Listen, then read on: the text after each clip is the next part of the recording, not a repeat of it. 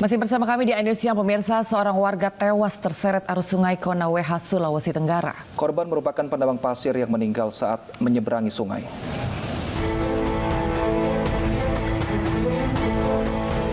Tim SAR Kendari akhirnya menemukan warga desa Wonoakoa yang terseret arus sungai Konaweha, Sulawesi Tenggara. Korban ditemukan dalam kondisi meninggal dunia di jarak 2 km dari lokasi laporan kehilangan. Petugas pun langsung mengevakuasi jenazah dan dibawa ke rumah korban. Pukul 16.19, korban telah ditemukan dalam keadaan MD, sekitar 2 km dari LKP. Setelah itu, korban dibawa oleh tim ke keluarga dan diserah terimakan untuk kemudian operasi SAR kami nyatakan hidup. Berdasarkan keterangan para saksi, korban hendak menyeberangi sungai menuju lokasi tempatnya bekerja. Namun naas, arus yang deras membuat korban terseret dan hilang dari pandangan. Diduga korban mengalami kelelahan berenang saat melawan arus sungai. Dari Konawe Selatan, Sulawesi Tenggara, Febriono Tameng, iNews melaporkan. Pemirsa, wilayah Aceh Utara, Provinsi Aceh kini darurat bencana banjir. 25.000 lebih warga harus mengungsi karena rumah mereka terendam banjir.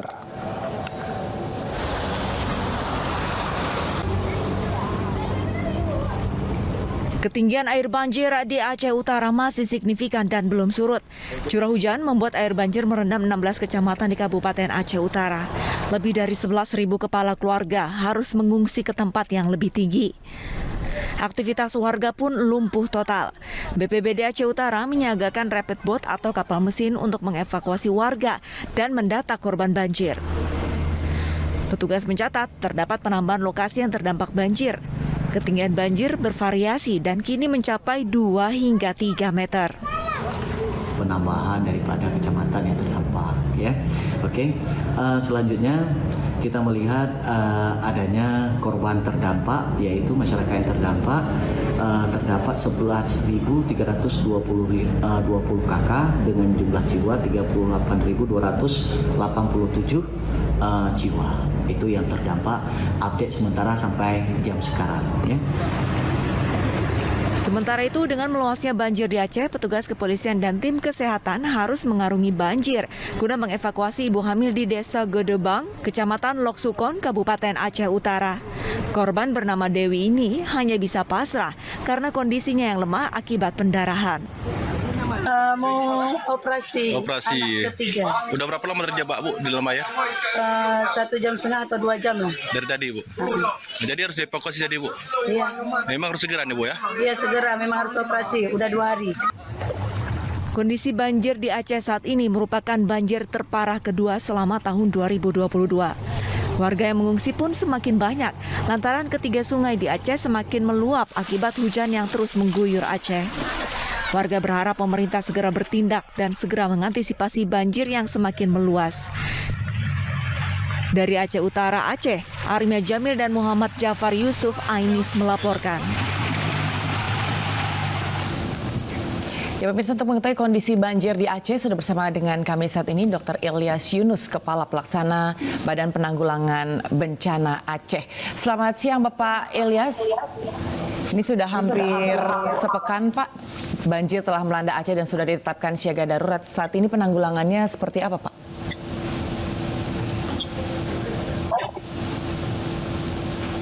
Baik, Assalamualaikum warahmatullahi wabarakatuh. Halo Mbak Anggi, Ya, Mas halo. Wilson bisa dengar suara kami, Mas? Iya, bisa, Pak. Pak Ilyas, bisa Saat ini banjir di Aceh Utara itu dari 19 kecamatan yang terdampak banjir pada mulai tanggal 4 Mei, itu hari ini semua kecamatan sudah surut, Mas. Sudah surut. Kemudian pengungsi kita hari ini memang masih ada titik pengungsi. Kemarin masih 77 titik pengungsi, tapi hari ini sudah berkurang sekitar 52 titik pengungsi. Nah, masyarakat TNI Polri hari ini sudah mulai bersih-bersih di perkampungan warga, kemudian di sekolah-sekolah, menasah dan masjid, Mas. Baik, Tapi saat ini kan musim juga masih musim hujan maksud kami Pak Ilyas. Ini lantas bagaimana penanganan ke depannya agar banjir ini tidak kembali lagi terjadi dan juga tidak membuat warga kesulitan untuk beraktivitas? Nah, memang untuk banjir Lok Sukun, memang ini setiap tahun ya, setiap tahun terjadi banjir Lok Sukun. Yang pertama, banjir Lok Sukun ini dia bukan karena curah hujan yang tinggi di Lok Sukun ataupun di Aceh Utara itu sendiri. Di samping itu maksud saya itu ada banjir kiriman dari Benar Meriah. Karena Krungkerto ini muaranya itu dari Benar Meriah, Mas. Jadi kepada masyarakat khususnya yang di wilayah Lok Sukun, Perak Timur dan Matangkuli itu harus waspada karena biasanya kalau di Aceh itu musim penghujan itu memang mulai September, Oktober, November, dan Desember. Ini kita selalu wanti-wanti kepada masyarakat khususnya itu selalu waspada. Apakah ada daerah atau tempat yang disiapkan sebagai tempat singgah atau untuk warga mengungsi begitu Pak? Karena mengantisipasi situasi ini? Ya memang kalau di Aceh itu tempat pengungsian yang paling banyak itu kalau di Jawa itu namanya surau, tapi kalau di kami namanya Menasah dan masjid itu tempat pengungsi yang paling banyak gitu. Cukup dekat dan cukup bisa diakses oleh warga sekitar. Oh, Pak, itu jaraknya pasti. Di sini setiap desa ataupun kampung kalau di sini itu ada Menasah. Oke. Baik, tadi kan masih ada 50 titik tempat pengungsian, Pak. Ini mengapa warga belum kembali ke rumah mereka masing-masing? Apakah memang karena takut gitu banjir susulan akan datang dalam waktu dekat? Enggak, sebenarnya ini kan lagi pembersihan Mas Wilson. Itu ya masyarakat menunggu ini sebenarnya. Tapi kita persiapkan dapur-dapur umum masih di tempat-tempat pengungsi. Untuk kebutuhan logistik warga sendiri saat ini apakah sudah cukup atau memang masih menunggu bantuan yang lain atau seperti apa kondisinya saat ini? Kalau bantuan pasti artinya kalau dikatakan cukup itu nggak pernah cukup Mas ya. Apalagi di tempat pengungsian. Tapi pemerintah Aceh dan pemerintah Aceh Utara, TNI Polri hari ini kita sudah menyalurkan bantuan ke titik-titik pengungsi. Baik, tadi kan banjir dikatakan dari daerah sekitar, Pak. Ini bagaimana koordinasi dengan wilayah lain supaya banjir ini tidak terjadi kembali, penanggulangannya seperti apa? Apakah mungkin ada pembuatan kolam atau kantung-kantung air di sekitar sana? Ya, memang ini permasalahan. Sebenarnya permasalahan di Aceh Utara ini semenjak zaman Belanda ya, Mas ya. Semenjak zaman Belanda. Nah, kami pemerintah Aceh dan pemerintah Aceh Utara hari ini sedang memikirkan bagaimana normalisasi sungai-sungai yang ada di sekitar Aceh Utara, khususnya daerah Lok Sukun ini, Mas. Nah, mungkin untuk tahun ini kita akan membuat DID dulu karena ini membutuhkan anggaran yang paling besar. Nanti juga kita akan mengusulkan kepada BNPB mungkinnya ada dana rehab rekon dari BNPB. Oke, bagaimana untuk antisipasi akan banjir susulan nanti Pak? Sudah mengantisipasi dengan langkah-langkah lain gitu? Oh, itu pasti. Nah, kita mitigasi bencana ini sebenarnya sebelum bencana kita sudah melakukan mitigasi bencana. Yang pertama kita berharap kepada khususnya masyarakat yang tinggal di bantaran sungai, yang dekat dengan sungai Krungkerto ini, ya ini harus waspada. Ini yang paling penting, Mas. Karena bencana ini bisa datang kapan saja, bisa pagi hari, siang ataupun malam hari. Baik, kita harapkan bencana ini tidak lagi menimpa warga di sana dan jika pun menimpa, kita harapkan semoga pemerintah dan juga warga ini lebih siap dalam menghadapinya. Terima kasih Pak Ilyas Yunus atas waktu dan informasinya. Selamat melanjutkan aktivitas kembali, Bapak. Kita ke informasi lainnya pemirsa, seorang emak-emak di Tanjung Pinang, Kepulauan Riau nekat merampas kalung yang terpasang di leher seorang anak kecil. Ya, pelaku beraksi saat sang anak tengah bermain di depan rumah dan tidak diawasi oleh orang tuanya.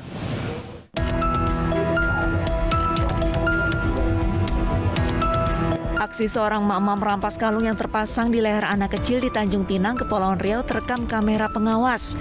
Kejadian ini bermula saat pelaku datang dengan mengendari sepeda motor ke warung milik ibu korban.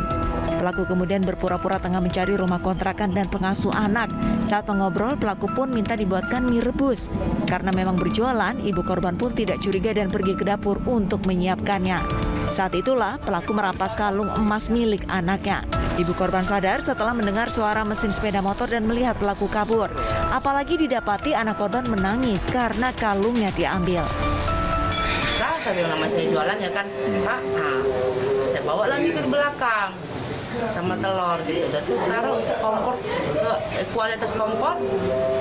Kok bunyi motornya, jadi saya balik lagi ke depan. Datang yang besar kan ada kawannya Nabila itu, kawan dia nih. Bu, kalung ada itu dipinjam tante yang tadi. Atas perampasan kalung emas ini, orang tua korban mengaku mengalami kerugian sebesar 1,6 juta rupiah. Korban telah melapor ke polisi dan kini kasus ditangani Polsek Tanjung Pinang Timur. Dari Tanjung Pinang, Kepulauan Riau, Humala Nasution, Ainis melaporkan. Korban perampokan berhasil menggagalkan para pelaku dan viral di media sosial. Aksi ini pun viral di media sosial lantaran korban adalah emak-emak pedagang kelontong.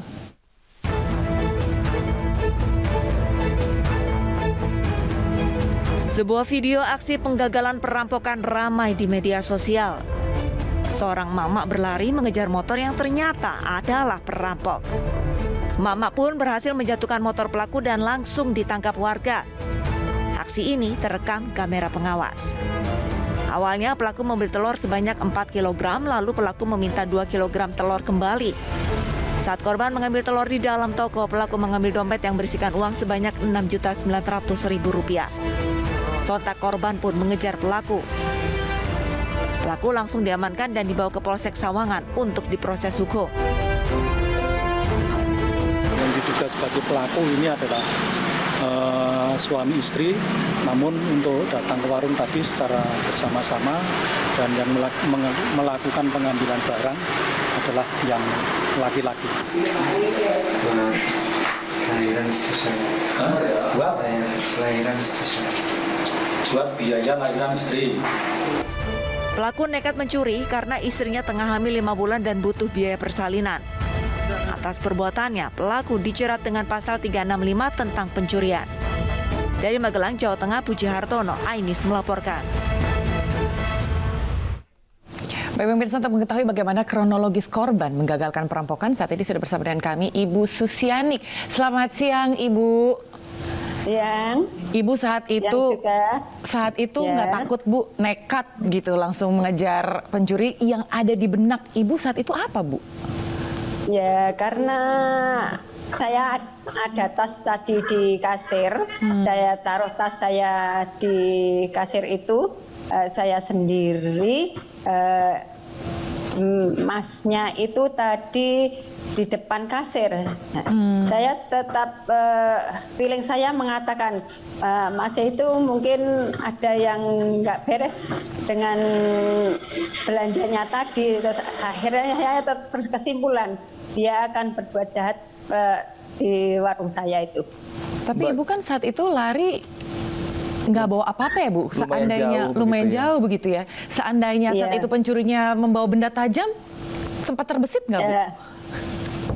Nggak kepikiran kayak gitu saya. Pokoknya saya mau ambil tas saya gitu loh. Saya tahu kalau dia itu bawa tas saya. Berarti nggak takut sama sekali, Bu ya. Yang penting Ibu harta bendanya aman semuanya gitu ya, Bu. Nah, tapi kan Ibu juga sempat terseret nih, Bu. Akhirnya berhasil menangkap pelaku. Ini Ibu ada terlukakah akhirnya setelah menangkap pelaku atau seperti apa, Bu? Ya, dikit-dikit lecet saya. Tapi nggak apa-apa semuanya. Saya guling-guling di atas aspal itu. Tapi kondisi saat ini gimana, Bu? Apakah sehat semuanya? Sudah diperiksa, Bu? Sudah, alhamdulillah saya sehat.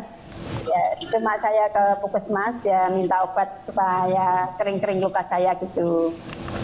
Dan informasinya kan kami dengar bahwa pelaku ini nekat mencuri untuk membiayai istrinya yang saat ini hamil 5 bulan ya, Bu ya. Nah, tanggapan Ibu sebagai korban seperti apa nih, Bu?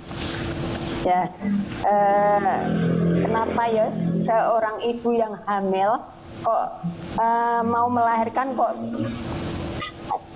sampai mencuri gitu ya.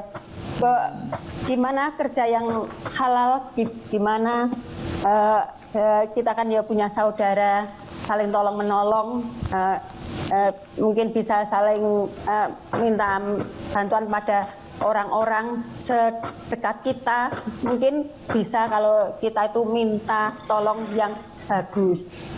Jadi Ibu sebenarnya lebih menyayangkan saja ya Bu ya, mengambil jalan pintas si pelaku ini. Iya. Baik Ibu, tapi kalau boleh tahu Ibu yang diambil oleh pelaku ini apa saja Ibu barangnya? Ya, yang saya tahu cuma tas saya itu. Isinya Ibu? Ya uang senilai 6.917.000 itu. Oke, pada saat Ibu Ya. berhasil menangkap si pencuri, saat itu bagaimana akhirnya polisi bisa menangkap Bu? Apakah Ibu yang teriak mungkin begitu atau ditolong warga atau seperti apa Bu? Ya, saya kan menarik jilbab mbaknya itu, terus saya terguling-guling, dia juga jatuh, terus akhirnya pun sudah ada massa. Akhirnya massa sudah menghadang orang-orang itu. Baik, terima kasih Ibu atas informasinya. Semoga kita harapkan juga ini tidak terulang, dan terima kasih juga tadi pesannya untuk biar kalau hamil bekerjalah atau mungkin minta bantuan kepada saudara tanpa perlu mencuri. Terima kasih ya Ibu Susi, sehat selalu Ibu. Baik, kita ke informasi lainnya pemirsa. Ini ada informasi yang cukup miris juga ya Anggi, di mana ada seorang kakek di Martapura, Kalimantan Selatan ini melakukan tindakan asusila terhadap ibu-ibu saat menonton pawai. Ini pelaku berusia 70 tahun pemirsa dan kemudian ditangkap oleh Satpol PP Kabupaten Banjar.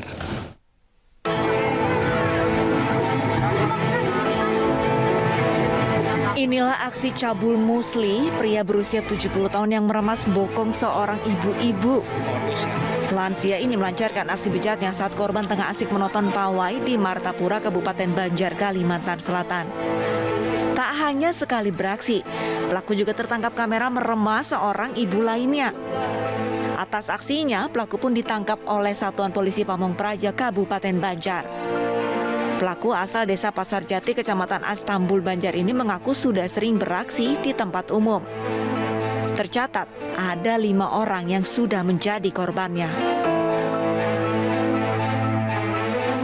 Kami tadi menerima laporan dari warga ada kakek-kakek yang melakukan tindakan asusila, yang mana beliau melakukan pemegangan bokong para ibu-ibu. Selain memberikan pembinaan, Satpol PP juga berkoordinasi dengan Kepala Desa Pasar Jati untuk mengawasi pelaku agar tidak kembali beraksi cabul. Dari Kabupaten Banjar, Kalimantan Selatan, Sairi Ainis melaporkan. Pemirsa, peringatan 20 tahun Bom Bali hari ini digelar di Nusa Dua dan Kuta Bali. Informasi selengkapnya kami hadirkan usai jeda, tetap bersama kami pemirsa.